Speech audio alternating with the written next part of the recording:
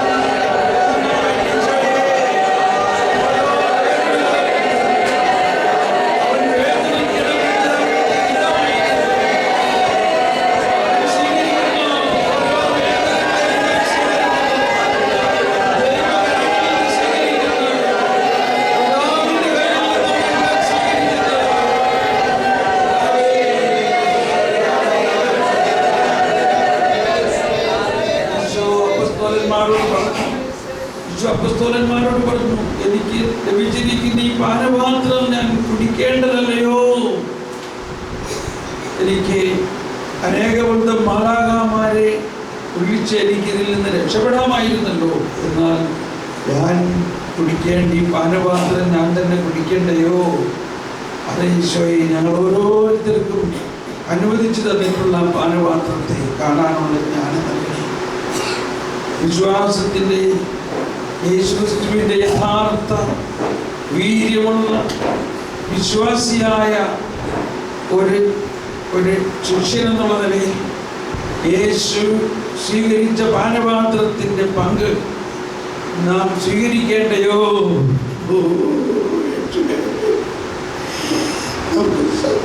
ആ പാനപാത്രത്തെ ഒന്ന് കാണാം. നമ്മുടെ ജീവിതത്തിൽ സ്വീകരിച്ചിട്ടുള്ള പാനപാത്രം, അഥവാ നമ്മൾ അതറിയാതെ തിരസ്കരിച്ചിട്ടുള്ള പാനപാത്രം, അതിനിപ്പോൾ നമുക്ക് വീണ്ടും കയ്യെത്തി പിടിക്കാം. ഒന്നുകൂടി അത് കയ്യെത്തി പിടിച്ചുകൊണ്ട് ഈശോയുടെ ആ പാനപാത്രത്തെ കൂടി ചേർത്ത് വെച്ച് നമുക്ക് കുടിക്കാം. യേശുവേ,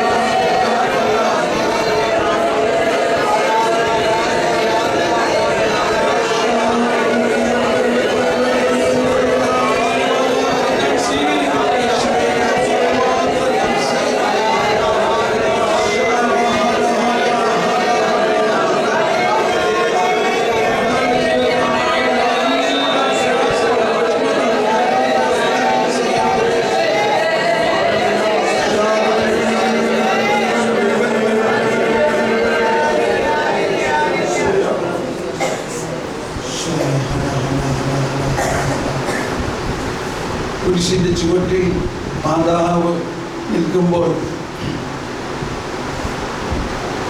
സ്വന്തം ഓമന മകനെ ഇതുപോലെ അടിച്ചടിച്ചടിച്ച് വലിച്ചിഴച്ച് തുണി ഉരിഞ്ഞു മാറ്റി തന്റെ മുമ്പിൽ വെച്ച് ആ രംഗം ഏത് അമ്മയ്ക്ക് കണ്ടു നിൽക്കാൻ സാധിക്കും? എന്നാൽ മാതാവിന് സാധിച്ചു.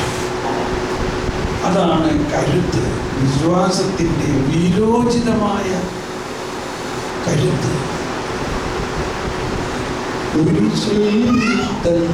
സുതൻ ജീവൻ വെടിഞ്ഞപ്പോൾ നട്ടുച്ചയ്ക്ക് സൂര്യനിരുണ്ടു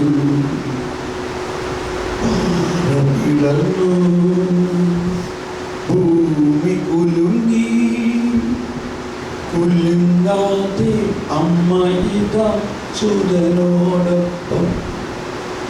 ഭൂമി കുലുങ്ങിയിട്ട് കുലുങ്ങാത്ത ആ വിശ്വാസം, കരുത്ത്. ദൈവമേ, ഇതുപോലെ ഞങ്ങളുടെ വിശ്വാസത്തെ കരുത്തുള്ളതാക്കണമേ. പരിശുദ്ധമേ, അങ്ങയുടെ ആ വിശ്വാസം, അബ്രാഹമാകുന്ന പാറയിൽ എന്ന വിശ്വാസം, മാതാവിൻ്റെ വിശ്വാസത്തിൻ്റെ അമ്മയായ മാതാവിൽ നിന്നുള്ള വിശ്വാസവും ഞങ്ങളിലേക്ക് ഒഴുകിയിരിക്കുന്നു. അതിനെ ഒന്ന് പുനരുജ്ജീവിപ്പിക്കണമേ.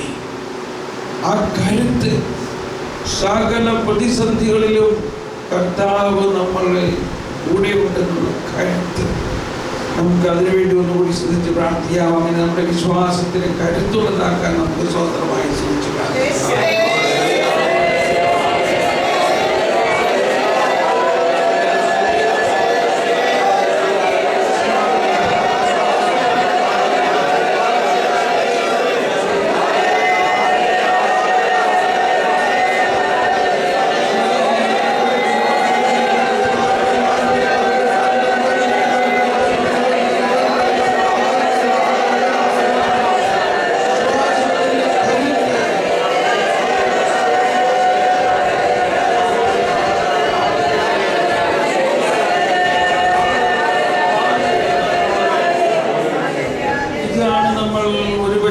പശ്ചാത്തപിക്കേണ്ട ഒരു കാര്യം.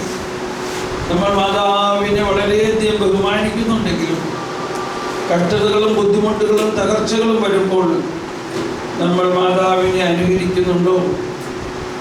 ഈശോ പറഞ്ഞു, take up the cross and follow me. നിങ്ങൾ സ്വന്തം കുരിശ് എടുക്കുക. അതെടുക്കാൻ മടിച്ച നിമിഷങ്ങളൊന്നും ഇല്ല. എനിക്ക് പറ്റില്ല, എനിക്കിത് വേണ്ട, എനിക്ക് ഈ കുരിശ് വേണ്ട, എനിക്ക് ഇങ്ങനത്തെ പറ്റില്ല, എനിക്ക് അയാളുടെ കൂട്ടുകൂടാൻ പറ്റില്ല, എനിക്ക് ഈ സഹനം വേണ്ട. അങ്ങനെ ആ കുരിശിനെ തിരസ്കരിച്ചുള്ള നിമിഷങ്ങളെ കുറിച്ച് പശ്ചാത്തപിക്കുക. ആ കുരിശ് തിരസ്കരിക്കുമ്പോൾ നമ്മൾ യേശുവിനെ തിരസ്കരിക്കുന്നു, യേശു നൽകുന്ന രക്ഷയെ തിരസ്കരിക്കുന്നു, യേശുവിനോടുള്ള സ്നേഹത്തെ തിരസ്കരിക്കുന്നു. നമ്മൾ ഓരോരുത്തരെയും മണവാട്ടിയായി സ്വീകരിക്കുന്ന ആ രാജകുമാരൻ്റെ അവസ്ഥ, ആ മണവാളൻ്റെ അവസ്ഥ ഒരു മണിമാളികയിലോ പാലസിലോ അല്ല. ദാരിദ്ര്യവും സഹനവും കഷ്ടതയും പീഡനവും. അതാണ് എൻ്റെ രാജ്യത്തിൻ്റെ പ്രത്യേകത. ജൂതന്മാരുടെ രാജാവായ നസ്രായനായ ഈശോ, ആ രാജാവിൻ്റെ രാജ്യത്തിൻ്റെ പ്രത്യേകത ഇതാണ്. ആ രാജ്യത്തിലെ ആ രാജകുമാരൻ്റെ മണവാട്ടിമാരായ നമ്മൾ രാജകുമാരികളാണ്. നമ്മളാകുന്ന രാജകുമാരി ആ രാജാവിൻ്റെ വേദനയും ദുഃഖവും പ്രയാസവും ദാരിദ്ര്യവും കഷ്ടതയും സന്തോഷത്തോടെ സ്വീകരിക്കുമ്പോഴാണ് നമ്മൾക്ക് ആത്മബന്ധം ഉണ്ടാകുന്നത്. അത് തിരസ്കരിക്കുകയും അതിന് കിട്ടിയ അവസരങ്ങൾ പാഴാക്കുകയും ചെയ്തിട്ടുണ്ടെങ്കിൽ അതിനെക്കുറിച്ച് നമുക്കൊന്ന് പശ്ചാത്തപിച്ച് സ്തുതിക്കാം. കർത്താവേ, എന്നോട് ക്ഷമിക്കണേ, ഞാനിതാ തയ്യാറാണ്, എനിക്ക് വേണ്ടി എന്തും ചെയ്യാൻ ഞാൻ തയ്യാറാണ്. പരിശുദ്ധ അമ്മ അതുവരെ പുറത്ത് കാണാതിരുന്ന അമ്മ മകൻ കുരിശെടുത്തപ്പോൾ, കുരിശിൻ്റെ വഴിയിലേക്ക് വന്നപ്പോൾ ഇതാ അവിടെ എത്തിയിരിക്കുന്നു. ബാക്കിയുള്ളവരെല്ലാവരും വിട്ടു പോയപ്പോൾ ഇതാ അമ്മ അവിടെ എത്തിയിരിക്കുന്നു. അതുപോലെ അതാണ് ഒരു ക്രിസ്ത്യൻ മോഡൽ. യഥാർത്ഥമായ ക്രിസ്ത്യാനിയുടെ അടയാളം അതാണ്. നമുക്കതിനു വേണ്ടി ഇതാ ഇന്നു മുതൽ തീരുമാനിക്കാം. ഇതാ ഈശോയെ, ഞാൻ അമ്മയോടൊപ്പം ഉണ്ട്, ഞാനുമുണ്ട്. ഞാനിതാ എല്ലാ സഹനങ്ങളെയും ദൈവകരങ്ങളിൽ സ്വീകരിക്കുകയും എല്ലാ സഹനങ്ങളുടെയും ആ യേശുവിനോടുള്ള പങ്കാളിത്തത്തെ പൂർണ്ണമായിട്ട് വിശ്വസിച്ചുകൊണ്ട് ഒരിക്കൽ കൂടി അത് സ്വീകരിച്ചുകൊണ്ട് നമുക്കൊന്ന് സ്തുതിക്കാം. യേശുവേ,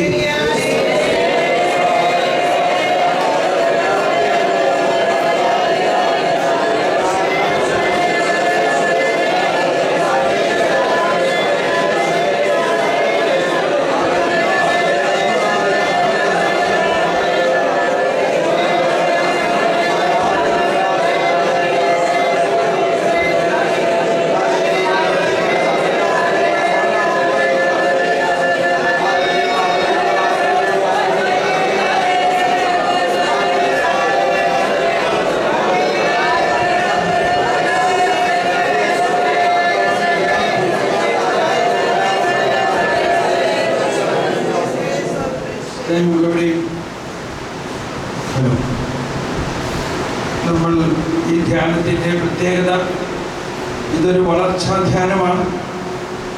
അതുകൊണ്ട് ആരംഭത്തിലേ തന്നെ പരിശുദ്ധാത്മാവിൻ്റെ അഭിഷേകത്തിലൂടെയാണ് നമ്മൾ നീങ്ങുന്നത്. നമ്മൾ മുൻ ധ്യാനങ്ങളിൽ പരിശുദ്ധാത്മാവിൻ്റെ അഭിഷേകത്തിന് വേണ്ടി പ്രാർത്ഥിച്ചു, നമ്മൾ ധ്യാനം അവസാനിച്ചു തിരിച്ചു. എന്നാൽ ഇവിടെ അവിടെ നിന്ന് നമ്മൾ തുടങ്ങിയാണ്.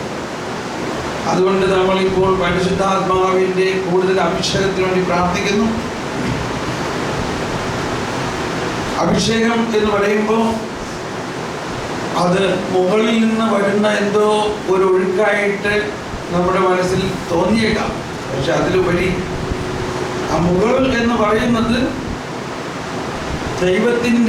ദൈവത്തെക്കുറിച്ചുള്ള ചിന്ത എന്നുള്ള അർത്ഥത്തിലാണ്. പക്ഷേ വാസ്തവത്തിൽ ആ മുകൾ ഇതാ നമ്മുടെ അകത്ത് വന്നു കഴിഞ്ഞിരിക്കുന്നു. ത്രിത്വൈക ദൈവം നമ്മളിൽ നിറഞ്ഞു നിൽക്കുകയാണ്. അപ്പോൾ നമുക്കൊരു മനസ്സിൽ നമ്മുടെ ഉൾക്കാഴ്ചയിൽ ഒരല്പം ബോധ്യത്തിലേക്ക് വരിക. ഈശോ പറഞ്ഞു, എന്നിൽ വിശ്വസിക്കുന്നവരുടെ. പഴയ നിയമകാലത്ത് യേശുവിൻ്റെ സാന്നിധ്യം ഭൂമിയിൽ വരാതിരുന്ന കാലത്തുണ്ടായ ഒരു അഭിഷേകമല്ല ഇത്. യേശു വന്നു, യേശു നമുക്ക് വേണ്ടി ജീവൻ ബലിയർപ്പിച്ചു, യേശു തന്റെ രക്തം കൊടുത്ത് വാങ്ങി നമുക്ക് നിറച്ചു തന്ന പരിശുദ്ധാത്മാവ് ഒരു കാരണവശാലും നമ്മളെ വിട്ടുപോകില്ല. മാമോദീസായിലൂടെ നമ്മുടെ ആത്മാവിൽ മുദ്ര കുത്തിയിരിക്കുന്നു. ജീവന്റെ അടയാളത്താൽ മുദ്ര കുത്തി. അങ്ങനെ നമ്മളിൽ നിറഞ്ഞു നിൽക്കുന്ന ആ ആത്മാവ്, ഈശോ പറഞ്ഞു, വിശ്വസിക്കുന്നവന്റെ ഹൃദയത്തിൽ നിന്നും ജീവജലത്തിന്റെ അരുവികൾ ഒഴുകും. It is something coming from our heart. ആ ബോധ്യത്തിലാണ് നമ്മൾ ഈ ഗാനം ആലപിക്കുന്നത്. ഇത് ഒരു കാലഘട്ടത്തിൽ കർത്താവ് അത്ഭുതകരമായി എനിക്ക് പറഞ്ഞു തന്ന വരികളാണ്. അന്ന് എപ്പോഴും ഉണ്ടായിരുന്ന ഗാനം വരണമേ, പറന്നിറങ്ങണേ, ഇങ്ങനെയെല്ലാം ആയിരുന്നപ്പോൾ നമ്മുടെ ഉള്ളിൽ വസിക്കുന്ന പരിശുദ്ധാത്മാവിനെ ഉണർത്താനുള്ളൊരു ഗാനം ഉണ്ടായിരുന്നില്ല. ആ സാഹചര്യത്തിൽ എഴുതിയ ഗാനമാണിത്. അപ്പോൾ അത് പാടുമ്പോൾ ഇതെല്ലാം സംഭവിച്ചു കഴിഞ്ഞിരിക്കുന്നു. നമുക്കിനി ഒന്നും പുതിയതായിട്ട് കിട്ടേണ്ടതില്ല. നമ്മൾക്ക് കിട്ടിയിരിക്കുന്നതിനെ മുട്ടുവിൻ. എവിടെയാ? നമ്മുടെ ഉള്ളിൽ തന്നെ ഒരു അനർഗളമായി നിർഗളിക്കുന്ന ഒരു പ്രവാഹം പോലെ, ഒരു വലിയ നിധി പോലെ പരിശുദ്ധാത്മാവ് എല്ലാ വരങ്ങളും ദാനങ്ങളും സഹിതം, മനസ്സിലായി, എല്ലാ വരങ്ങളും ദാനങ്ങളും നമ്മിലുണ്ട്. ജ്ഞാനസ്നാനമാണ് നമ്മൾ ലഭിച്ചിരിക്കുന്നത്. അതുകൊണ്ട് നമ്മൾ ജ്ഞാനം നിറഞ്ഞു നിൽക്കുന്നവരാണ്. മുട്ടുവിൻ. ആ ബോധ്യത്തോടെ നമ്മളിൽ ജ്ഞാനവും എല്ലാ വരദാനങ്ങളും ഇപ്പോൾ അഭിഷേകമാകാൻ വേണ്ടി ഈ ഗാനം ആത്മാർത്ഥമായി ഓരോ അക്ഷരങ്ങളും ഏറ്റുപറഞ്ഞ് പാടി നമുക്ക് പ്രാർത്ഥിക്കാം. നമുക്ക് ആദ്യം ഇങ്ങനെ പ്രാർത്ഥിക്കാം. എന്നിൽ വസിക്കുന്ന ത്രിത്വൈക ദൈവമേ, എന്റെ ബുദ്ധിയെ പ്രകാശിപ്പിക്കണമേ. അങ്ങയുടെ ജ്ഞാനമാണ് പൊട്ടി ഒഴുകണമേ. വിസ്മരണീയമായ ദൈവവരപ്രസാദം എന്നിൽ ഒഴുകണമേ.